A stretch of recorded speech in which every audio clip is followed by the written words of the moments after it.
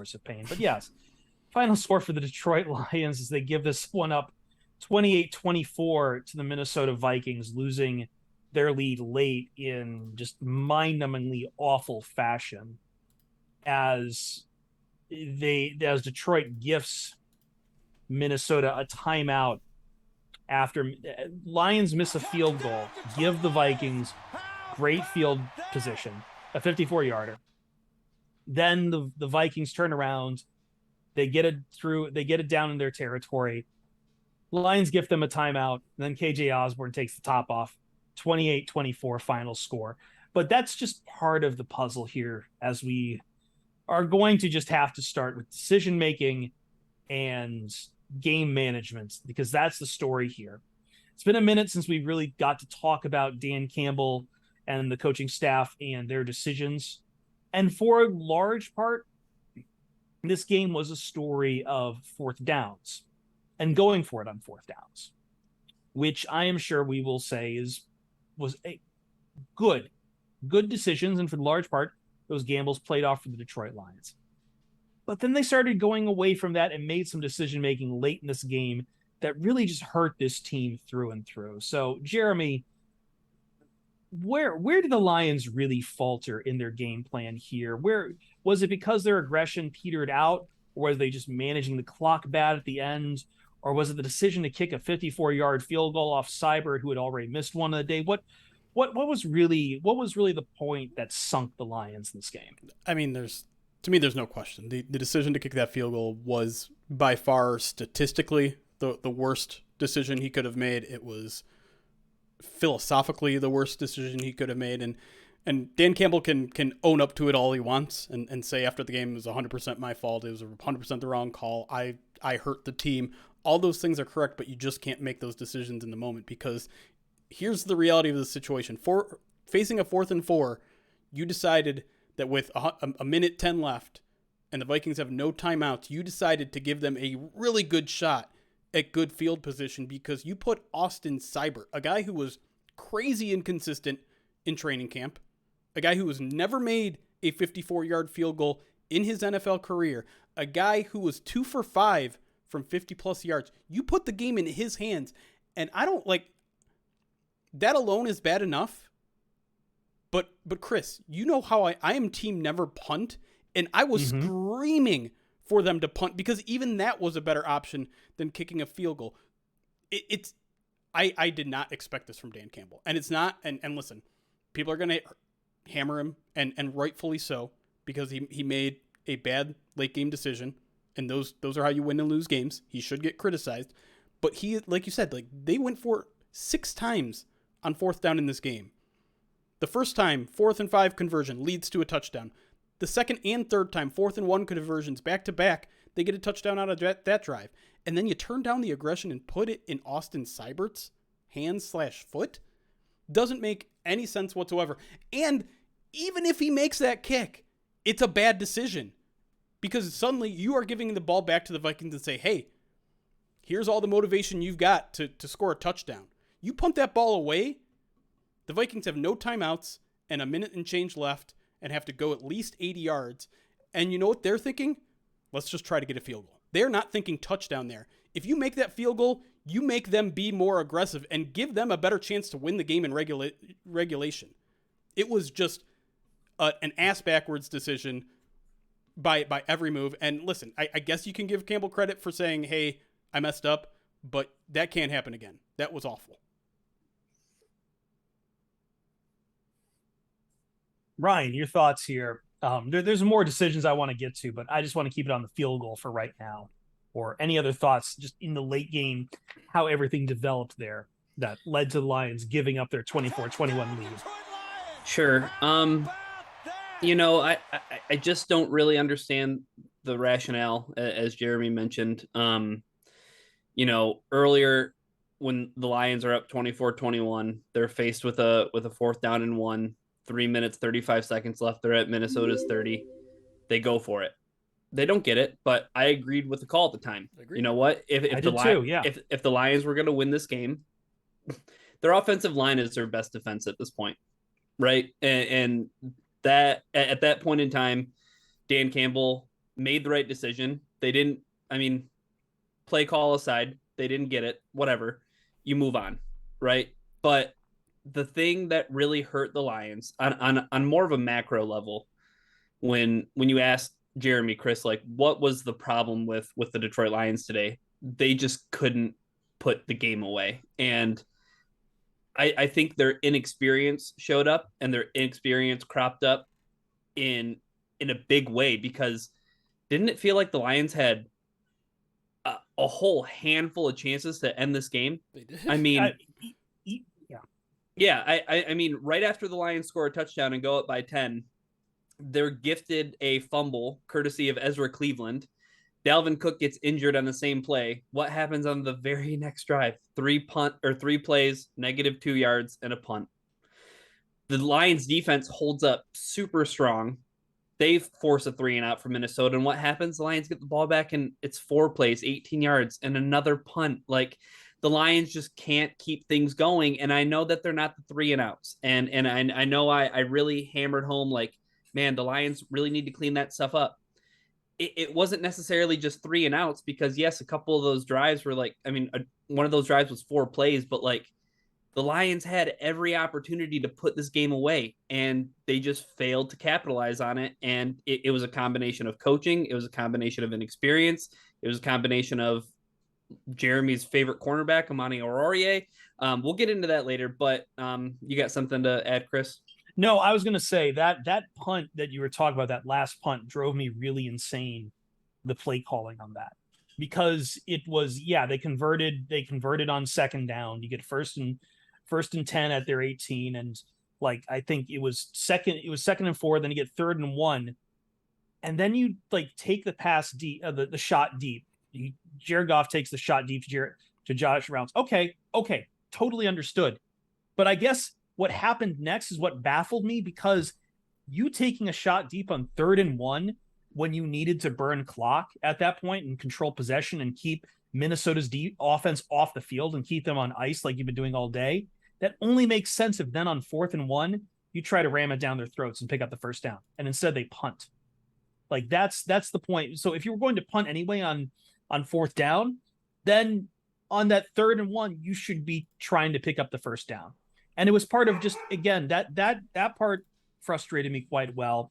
And I know we're veering into the Sunday evening quarterbacking, Monday morning for those on the podcast, but that was the point of the game too. Like they also, they were running the ball a lot, trying to burn clock, but then they would snap the ball with 14 seconds left on the play clock too, and lose a lot of that time they could have burned. Like it was very, very weird in the late game. And I think you're absolutely right. The inexperience showed through, and like the aggression got put on ice. This is a team that they let, you want to talk about where they could put the Vikings away.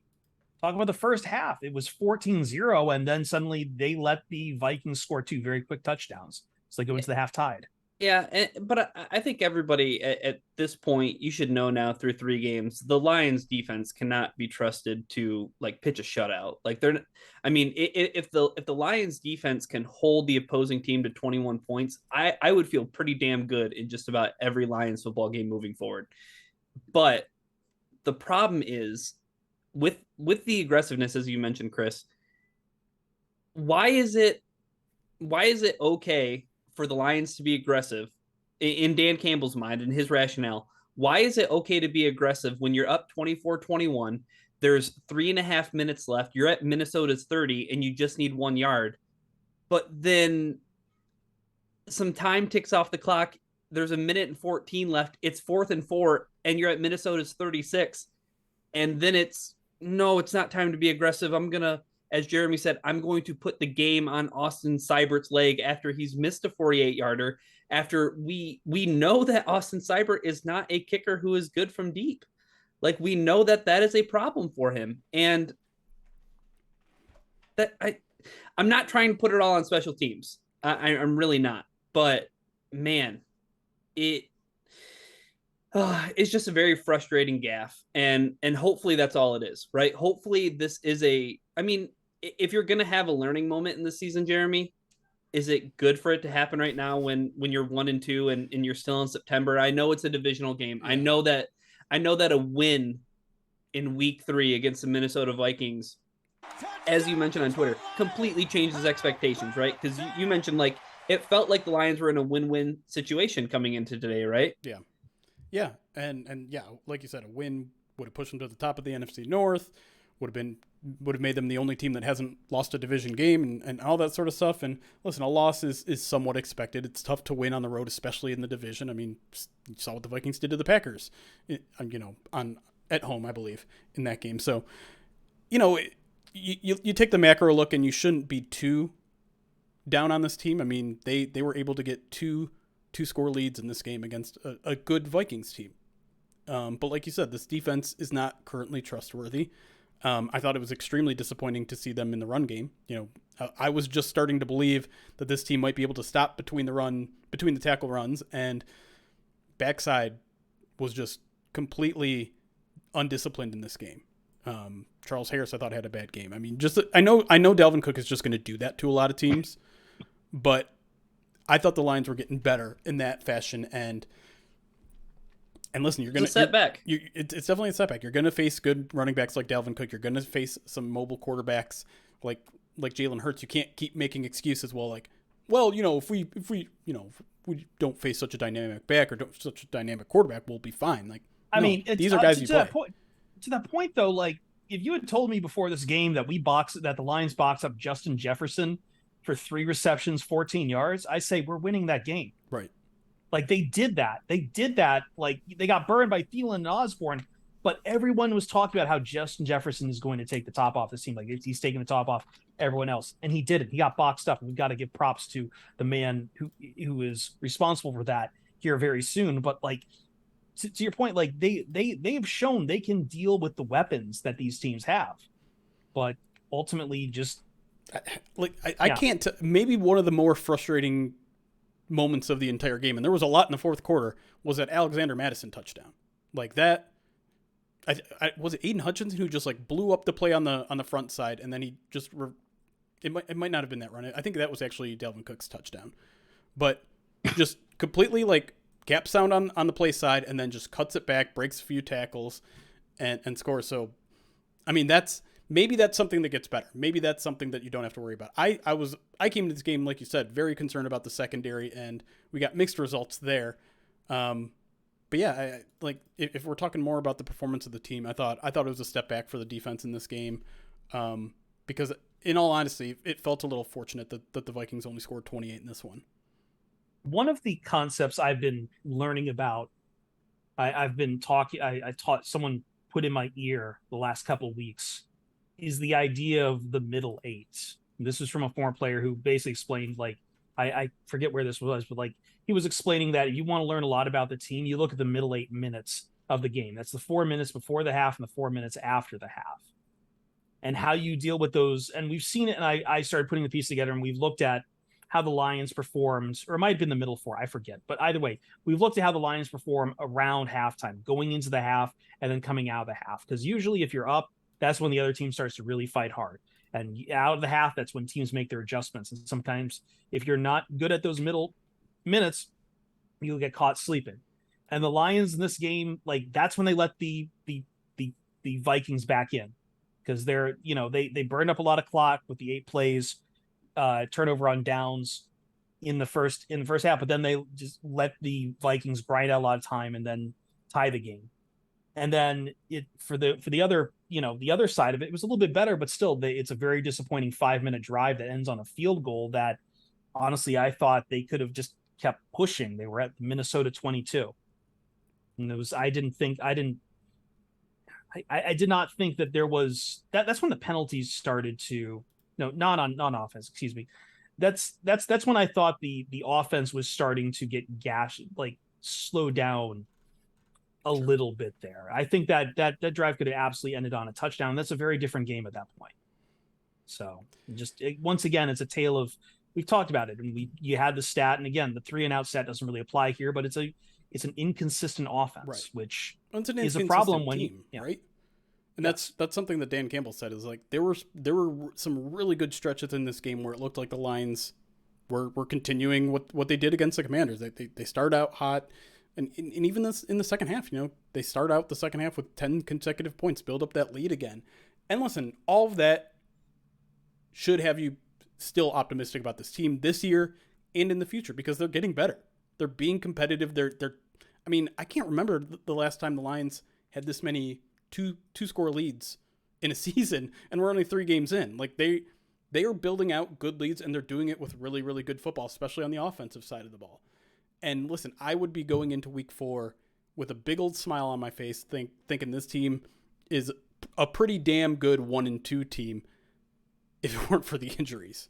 Because man, if there's a better way to put an even further damper on a disappointing game, it's Tracy Walker potentially having an Achilles injury. We're still kind of waiting to see there, but Dan Campbell threw out the word Achilles, and the last time he did that was Jeff Okudah, and that's not a good thing.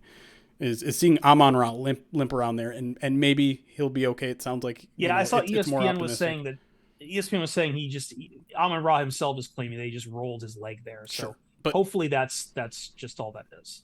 Ankles injury tend to Amon-Ra's tough.